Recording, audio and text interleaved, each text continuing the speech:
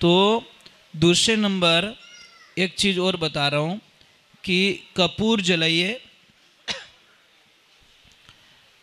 कपूर को जलाइए। सभी आप लोगों से हाथ जोड़ के वंदना करता हूँ। हमारा जो चैनल है श्री सोनू महाराज, वो चैनल जरूर सब्सक्राइब करें और इन वीडियो को शेयर करते रहिए।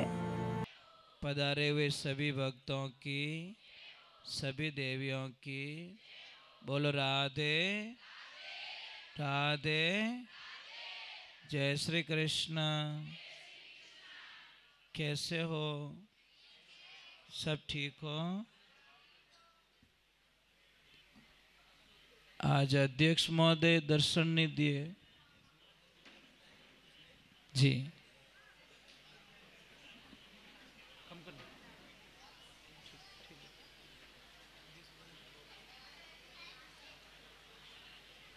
बोलो राधे।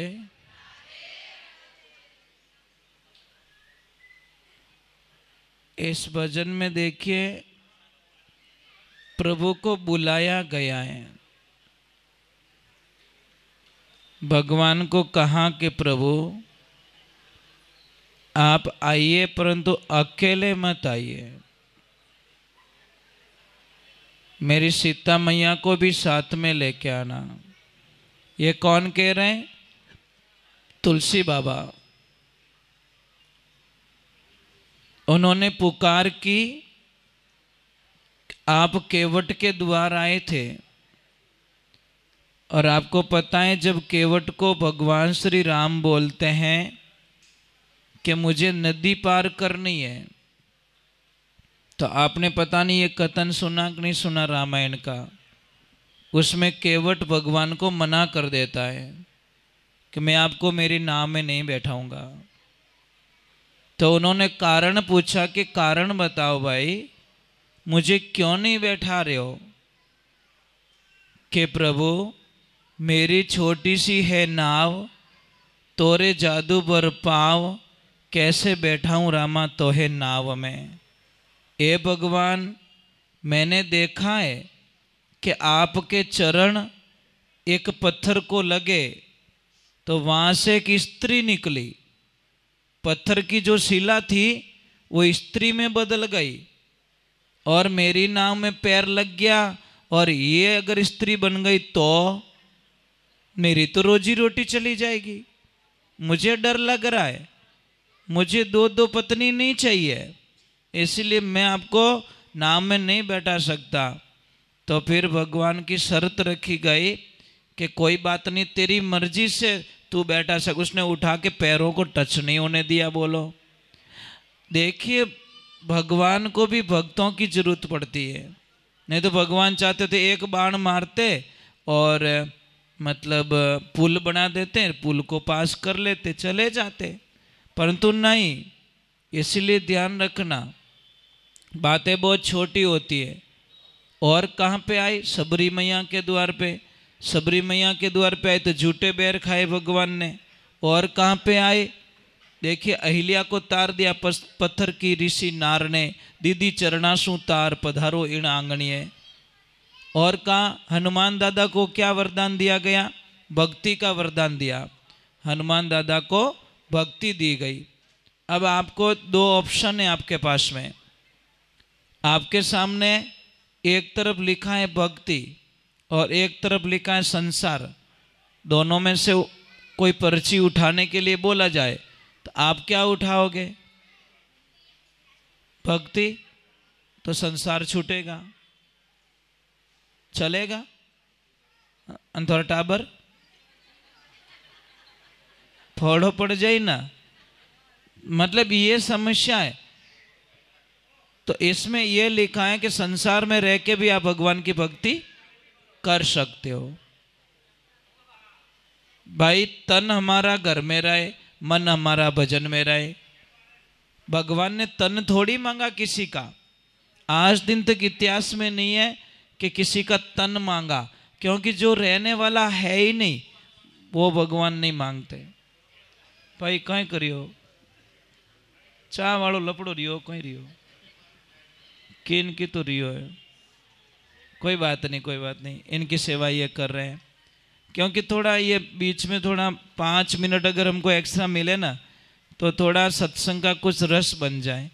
अब मैं थोड़ा सुनाऊँ भजन અને કોઈ લાઈન ચાય પાવે કોઈ મિર્ચી વડો દે તો મને નહીં લાગે કે ભજનનો કોઈ રસ બની શકે ભાઈ। भेड़ अच्छो नहीं लागे कुल मिलान।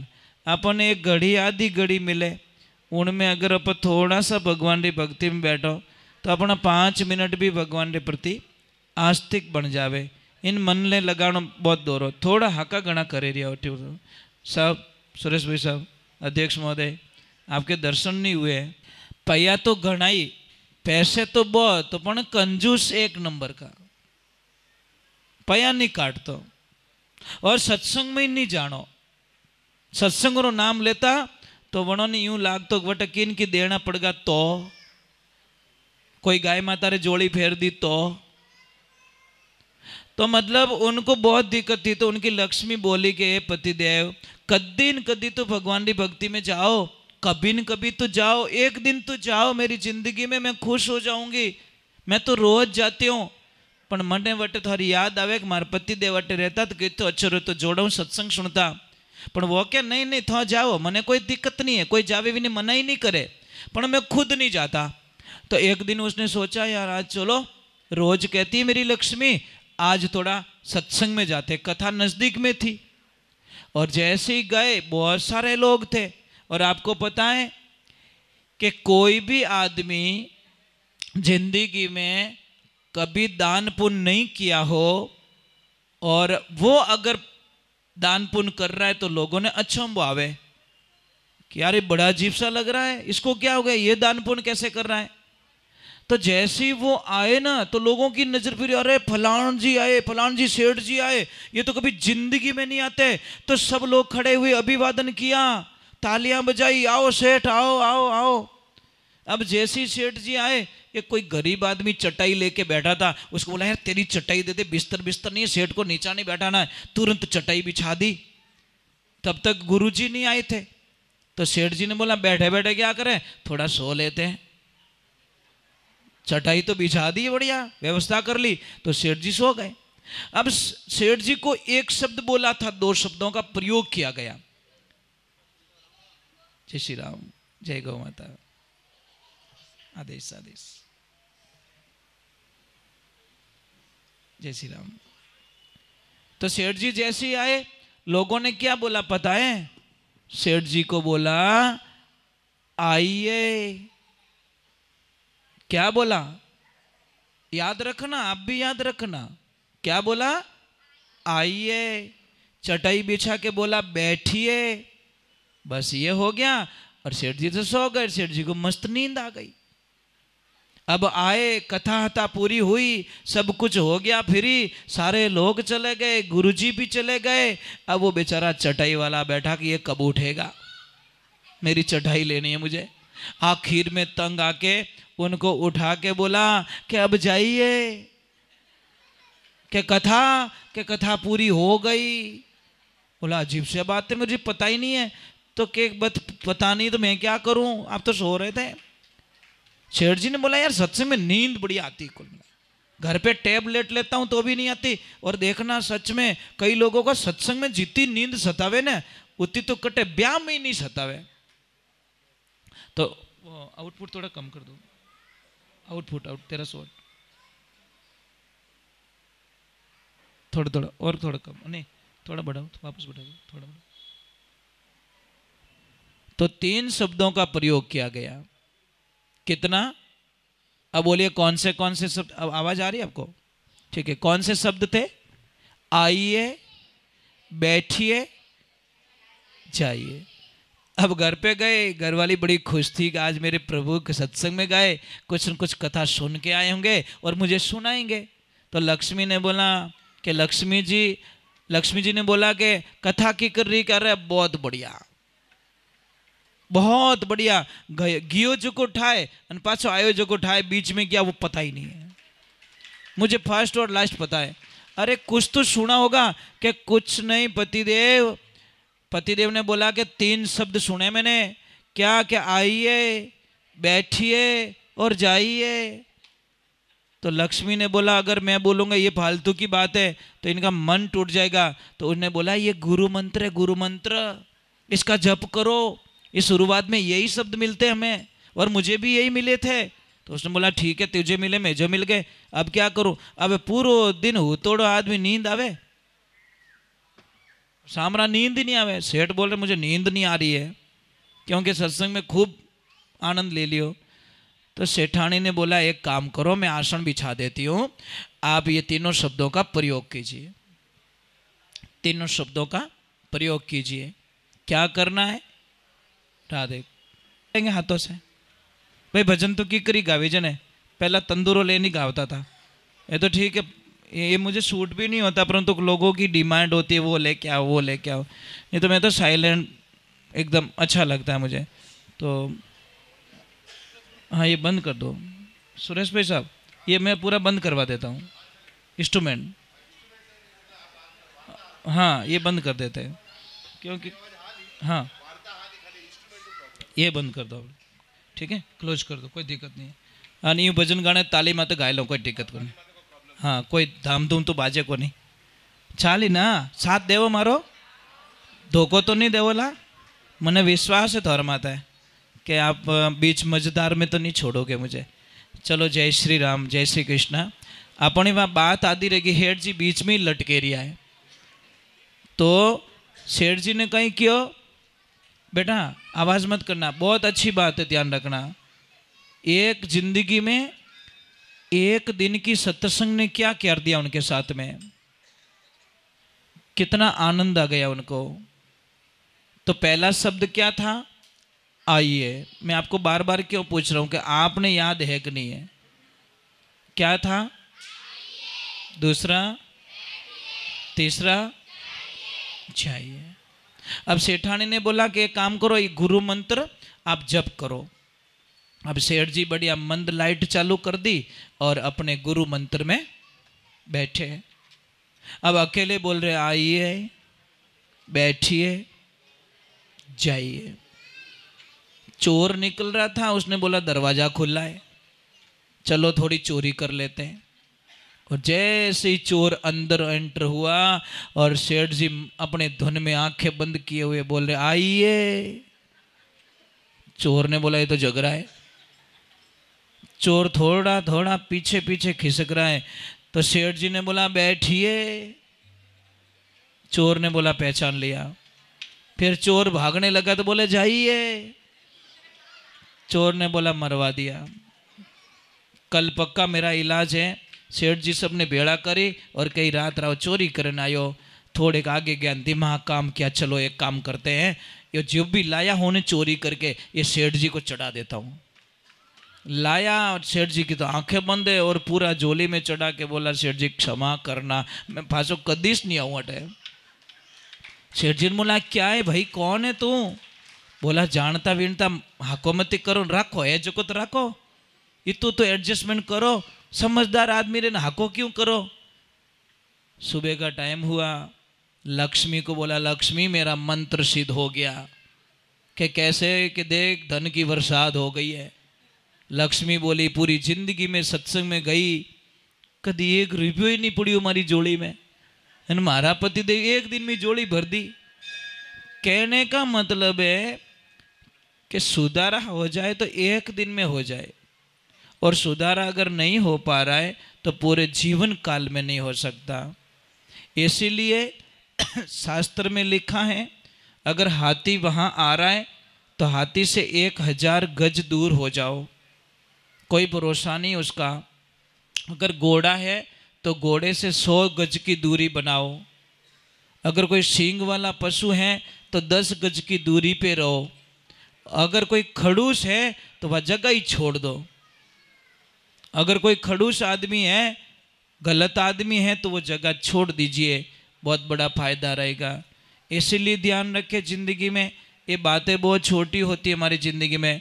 कोई राजा बैठे थे, राजा के हाथ में दाना मक्की का दाना ऐसे लेके मुस्करा रहे, और गुरुजी को बोला कि गुरुजी बताओ अगर आपको इतना ध्यान पड़ता है तो ये दाना किसके किस्मत में लिखा है? दाना किसके किस्मत में लिखा है? तो गुरुजी ने डायरेक्ट ध्यान लगाया और बोला वो सामने कबूतर है ना, उसके लिखा हुआ वो खाएगा। और राजा बोला पागल हो गए, आपकी भविष्यवाणी मिथ्या जाएगी। उन्होंने आव देखा ना ताव देखा, दाने को मुंह में धकेल दिया। जैसे ही मुंह में धकेल कर श्वास की नली में फंस गया, दाना जाके श्वास की नली में फंस गया। और जैसे ही श्वास की नली में फंसा तो अब प्रॉब्लम हुई, जोरदार प्रॉब्लम हुई। और प्रॉब्लम होती उन्होंने जोरदार छींक आई। जैसे छींक आई, दाना निकल के कबूतर के सामने पड़ गया और कबूतर खा के भाग गया। गुरुजी ने बोला देखो नहीं खा सके तुम, इसीलिए दाने दाने पे लिखा है खाने वाले का नाम। इसीलिए लाइफ में ध्यान रखो। आज का मेरा प्रसाद यहाँ लिखा था माँ के दरबार में, मुझे जीमना पड़ा, नहीं तो मैंने रात को 11 बजे एक डिसाइड किया कि मैं अभी पुणे से निकल रहा हूँ। पता नहीं 5 मिनट में मेरा कैंसिल हो गया। मैं कि नहीं अभी मैं यहीं रुकूंगा, कल जाऊंगा। निकल रहे थे, प्रसाद यहाँ लिखा था, आप लोगों के दर्शन लिखे थे। जिंदगी में अभी देख आपको ध्यान है, अभी नवरात्रा आ रहे हैं। क्या आ रहे हैं? नवरात्रा। अभी तो श्राद्ध पक्ष चल रहे हैं, अभी नवरात्रा आ रहे हैं। ये श्राद्ध पक्ष कब से शुरू हुए ये बताओ मुझे। आप लोग श्राद्ध करते हो, पितरों का पूजन करते हो, ये श्राद्ध पक्ष कब से हुआ? आपको पता है महाभारत काल में जब अर्जुन ने अपने भाई कर्ण को मार दिया था, तो कर्ण डायरेक्ट स्वर्ग लोक में जाता है, क्योंकि वो बहुत धर्मात्मा था। तो जैसे ही वो खाने बैठता है तो उसके खाने में सारे सोने चांदी आते हैं थाली में। तो उन्होंने बोला भगवान को कि भाई ये खाना कैसे खा सकता हूँ? तो भगवान ने बोला कि कर्ण तूने सोना और चांदी के अलावा कुछ दान दिया ही नहीं धरती पे, इसीलिए तुझे जो दिया वो ही यहाँ मिलेगा। तो उन्होंने रास्ता पूछा कि अब क्या करूँ? ये 16 दिन वापस मिले कि जाओ और खूब दान पुण्य करो अपने पितरों के नाम का, तो तुम्हें जैसा दोगे वैसा मिले। आप किसी को पानी पिलाओगे पानी मिलेगा, भाई जैसा बोओगे वैसा पाओगे ना, जैसा खेत में बोओगे वैसा ही पाओगे। आपने एग्जाम दिया इंग्लिश का तो इंग्लिश के नंबर आएंगे, आपने साइंस का एग्जाम दिया साइंस के नंबर आएंगे। तो ये जिंदगी में ध्यान रखें। दूसरे नंबर नवरात्रा आ रहे, जो भी देवी नवरात्रा करेगी, माता बहन नवरात्रा करे, चाहे जेंट्स लोग नवरात्रा करे, उस नवरात्रा में एक बात का ध्यान रखना है कि पलंग पे कोई ना सोए 9 दिनों तक। अगर आपके घर में भी आप दिया जला रहे हो माँ के नाम का, तो इन 9 दिनों में आप पलंग पे बिल्कुल ना सोए, नीचे सोए। जो बिस्तर कभी यूज नहीं किया वो बिस्तर पे सोए। कोशिश करें जो कपड़े हमने यूज नहीं किए वो कपड़े पहने। 9 दिन पवित्रता बनाए रखे, शरीर की भी पवित्रता, वाणी की भी पवित्रता। कितना भी गुस्सा आए तो 9 दिन तक किन्ने गालियां मती बोल जो, थारे बोलो इष्टो के तो 12 हाची बोल दीजो, 10 दिन रो एक तो ही बोल दीजो। परंतु इन 9 दिनों के अंदर थोड़ा ध्यान रखना, 9 दिनों के अंदर किसी की निंदा मत करना, 9 दिनों के अंदर किसी के प्रति गलत विचार मत लाना। 9 दिनों के अंदर हमारी मानसिक विचारधाराएं एकदम पवित्रता की तरफ होनी चाहिए। और आज मैं एक बहुत बढ़िया बात बता रहा हूँ। आज किसका जन्मदिन है? मोदी जी का। किसका? हाँ, तो आपको पता है मोदी जी नवरात्रा करते रहे। आपको पता है अमेरिका गए थे, पानी नहीं पिया था वहाँ का, पानी साथ में लेके गए थे अपनी बोतल का, वहाँ का 4-5 दिन रहे, पर नवरात्र में पानी की बूंद तक नहीं पी। वहाँ की कितनी साधना करते होंगे वो, देश के मेन कुर्सी पे बैठने वाले भी कितने भगवान के आस्तिक है। और आज हमारे को नया गिफ्ट भी दिया है, चित्ते लेके आए। हमारे देश में चित्ते नहीं थे, 70 ईयर्स हो गए, हमने कभी चित्ते देखे नहीं, तो आज लेके आए। और MP ग्वालियर के वो जो पार्क था उसमें छोड़े गए। तो एक ये नया कुछ हो रहा है हमारे साथ में। तो एक बात का ध्यान रखें, हम देखते हैं डिस्कवरी पे जरूर देखते हैं, पर रियलिटी हमारे हिंदुस्तान में वो चीज़ नहीं है। जो हिंदुस्तान में चीज़ नहीं थी वो आज लेके आए उनका। और आपको भी मैं प्रार्थना कर रहा हूँ, जब भी आपका जन्मदिन हो उसको विशेष बनाओ, केक काट के विशेष मत बनाओ, मोमबत्ती दे के फूंक दे के मत बुझाओ। क्यों फूंक देते हो?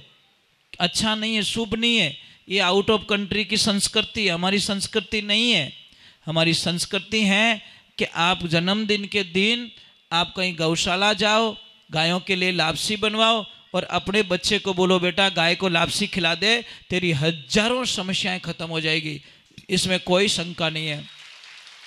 एक बार करके तो देखो, करके तो देखो। और बच्चों से भी मेरा निवेदन है, बेटा घर पे कोई पार्टी बाल्टी करो न तो पापा मम्मी को मना कर दो, प्लीज़ मॉम मैं नहीं करूँगी, हमको तो वहाँ भगवान के आश्रम लेके जाओ या कहीं अनाथ आश्रम बनाओ वहाँ लेके जाओ, प्रसाद बनाओ, उन गरीब बच्चों को खिला के आएंगे, तब जाके हमारा जन्मदिन, उनका आशीर्वाद लेना है।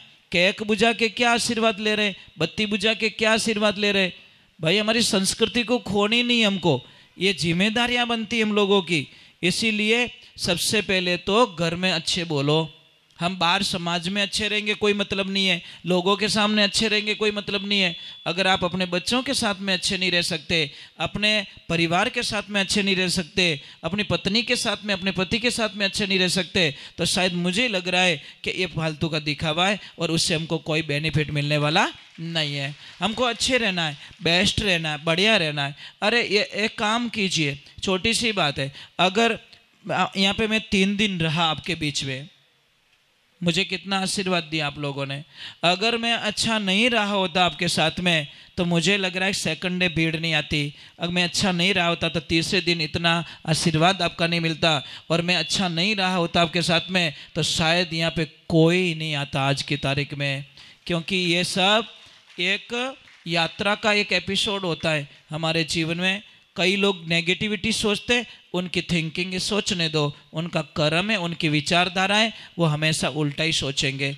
क्योंकि कोई कितना भी हो उसको हम अच्छा नहीं बना सकते, और जो अच्छा बनना चाहता है, आप भगवान को मानते हो? मानते हो? अब मुझे बताओ, 3 दिन की कथा हुई थी यहाँ पे, अच्छा, बहुत अच्छा लगा मैं।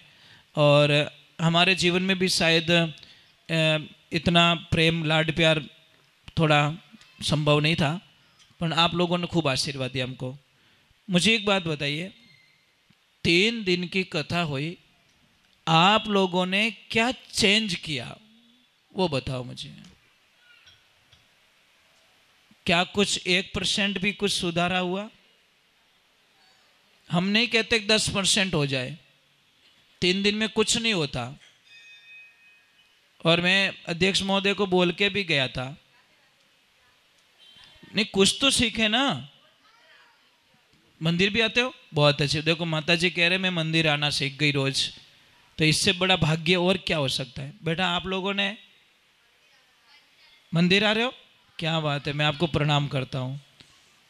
सच में आप कितने अच्छे हो, कम से कम मंदिर आना शुरू कर दिया। मैंने सुरेश भाई साहब को कहा था कि 3 दिन में कुछ नहीं होता, अगर एक बार यहाँ पे भागवत करवा दो। मैं भागवत अच्छी करता हूँ, राम कथा अच्छी करता हूँ, शिव पुराण अच्छी करता हूँ। मेरा मेन विषय वो है, मेरा मेन विषय भजन गाना नहीं है। ये तो ठीक है, कोई नहीं मानते इसलिए बुला देते। अभी 1 महीने में सुरेश भाई साहब हैदराबाद 3 बार गया। कितना जा रहा हूँ, वापस बुला रहे, जा अभी भी वापस कॉल आया आज दिन को, क्या आपको 2 दिन बाद में वापस आना, मैं थारे पगे पड़ जाऊँ क्या? तो मैंने वटिश राख दो, आगो ठेठ जाऊँ पासो खेसो। ये प्रेम है ना, भाव है। तो ये ध्यान रखो, कभी न कभी जब आप लोगों की इच्छा होगी, माता रानी का आदेश होगा, तो यहाँ पे भागवत कथा करेंगे हम 7 डेज की, ठीक है? वो आगे देखा जाएगा। रही बात पैसों की, तो पैसों का बिल्कुल बोझ दिमाग में ना रखे। मैं पैसों का पुजारी नहीं हूँ। मेरे पास में जो भी 2 रुपये आप देते हो सिर्फ मेरी गाय माता के लिए होता है। और आप अपनी आंखों से जब देखोगे, जो आए हैं वो देखें, उनको तो पता है, जो नहीं देखे उनको थोड़ा माइंड में एक होता है, भाई पता नहीं महाराज यहाँ से मांग के ले जा रहे हैं, आगे रियलिटी में खर्चा करते हैं कि नहीं करते हैं।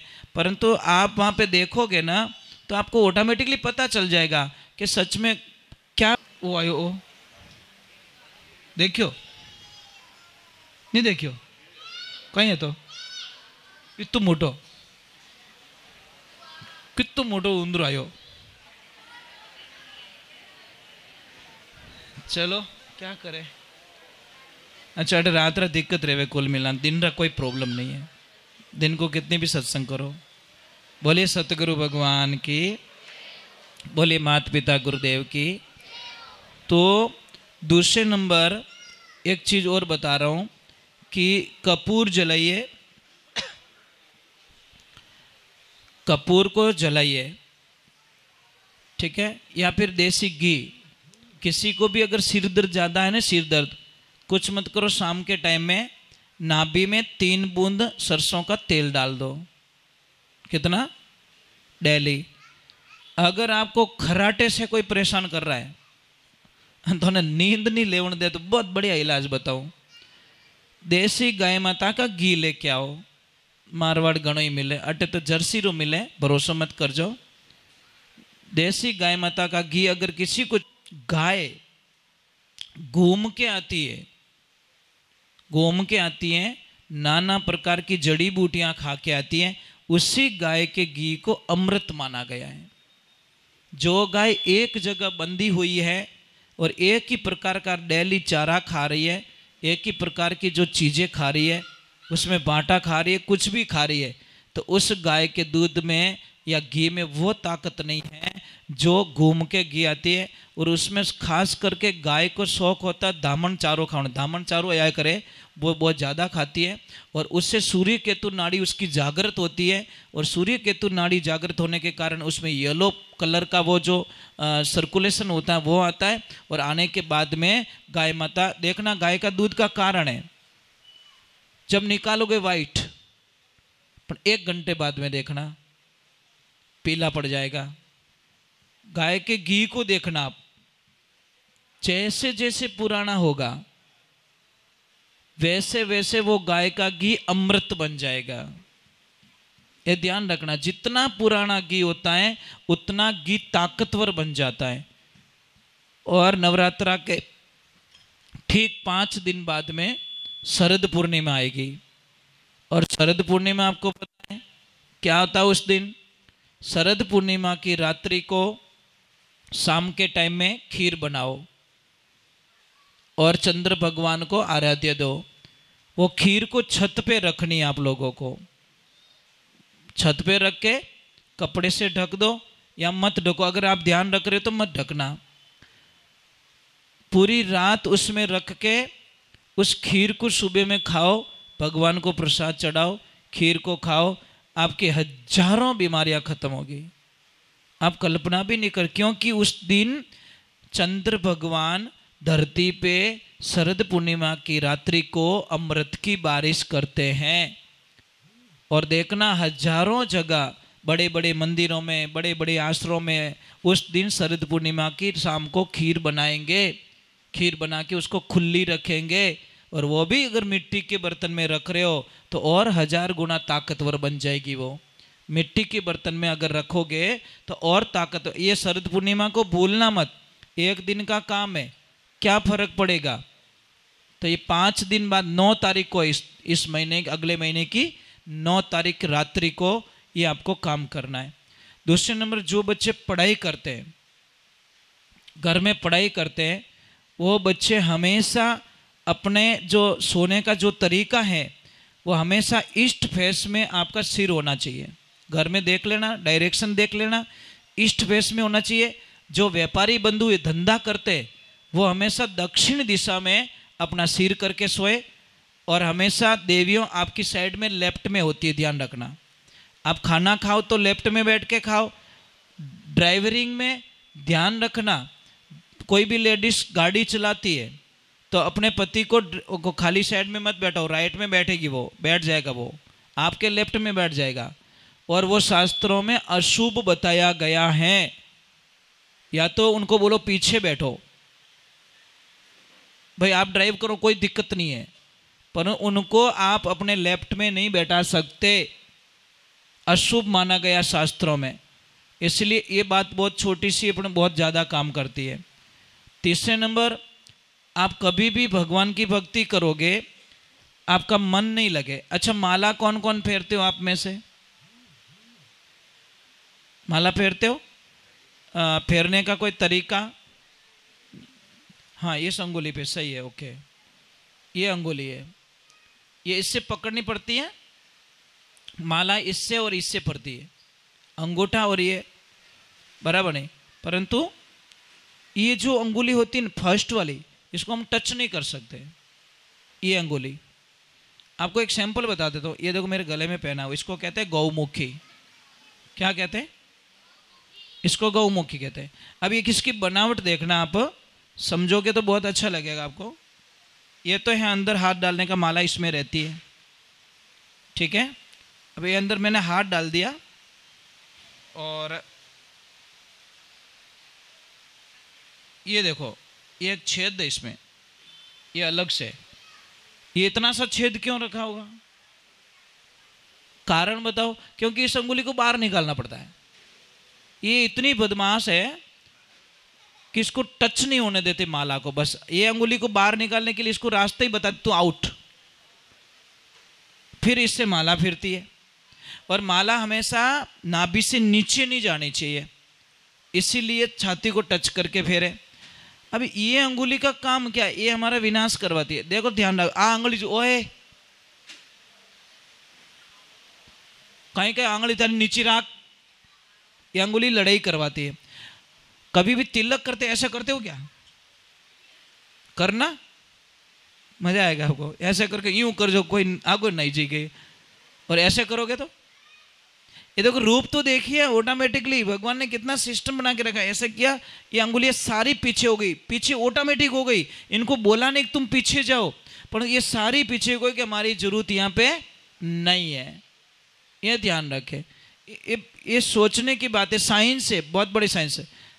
तो ये ध्यान रखे, किससे तिलक किससे करते बेटा? हाँ ये अंगुली से, बस ये सही है, ठीक है। अब बारिश देवता ने भी बड़ी कृपा की है और बहुत आशीर्वाद मिल रहा है आप लोगों को। मैं कोटि कोटि बार प्रणाम करता हूँ। ज़्यादा समय नहीं बिगड़ूंगा, नेक्स्ट टाइम कभी आऊँगा आपके दर्शन में ज़रूर करूँगा। और जो भी भाई साहब ने संदेश दिया है आरती के लिए, जो भी बोला गया है कि भाई जो भी आरती का लाभ लेना चाहते वो कुछ 2100 रुपया यहाँ पे नाम लिखवा दे और परिवार के साथ में आरती करें और मंदिर आना जरूर स्टार्ट करें, क्योंकि अभी नवरात्रा यहाँ गरबा भी होगा क्या? हाँ तो वो जरूर आनंद लेवे। और गरबे में ध्यान रखे, एक बात अवश्य ध्यान रखे, हर देवी को माँ का रूप माने, हर बच्ची को माँ का रूप माने, ये ध्यान रखे। हमारी मानसिक स्थिति से प्लस पॉइंट होना चाहिए हमारे दिमाग में। और आपको शायद पता नहीं है, माता जी ने एक बार भक्त की परीक्षा ली। भक्त ने बोला मैं बूढ़ा हो गया हूँ, अब मैं तेरे मंदिर नहीं आ सकता माता जी। तो माता जी ने बोला क्या करना है? आप ऐसे करो कि मुझे आपके गांव ले चलो। माता जी ने बोला मैं चल जाऊंगा। माता जी ने बोला मैं चलूंगी तेरे साथ में, कोई दिक्कत नहीं है। तो वो लेके गए, पर बीच रास्ते से माता जी ने साथ छोड़ दिया, क्योंकि मन में पाप आ चुका था। इसलिए आप सभी समाज वालों को, सभी देवियों को, सभी बच्चों को, आज मैं ज़्यादा समय नहीं दे पा रहा हूँ क्योंकि मुझे खुल के बोलने का थोड़ा अलग मेरा एपिसोड होता है। मुझे पूरा साउंड तेज चाहिए, लाउड चाहिए, तो मैं खुल के बोलता हूँ, थोड़ा दिक्कत होती है। तो आपको मेरा कोटि कोटि प्रणाम है और सब अच्छे रहना, बढ़िया रहना। गैया मैया आपका खूब कल्याण करे, ठीक है। और कोई किसी को भी